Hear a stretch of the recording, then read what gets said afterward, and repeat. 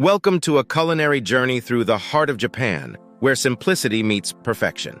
Today, we explore the comforting flavors of Japanese cuisine, a reflection of tradition and harmony. At the heart of Japanese comfort food lies an appreciation for quality ingredients and meticulous preparation.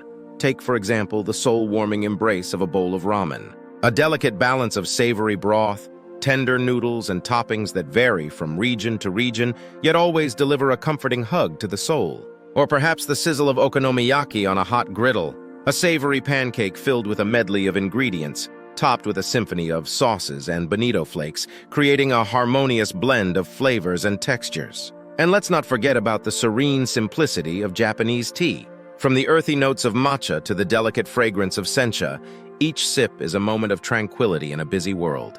But beyond the flavors, Japanese comfort food is about connection. It's about gathering with friends and family, sharing small plates of izakaya favorites like yakitori and gyoza, while creating memories that last a lifetime.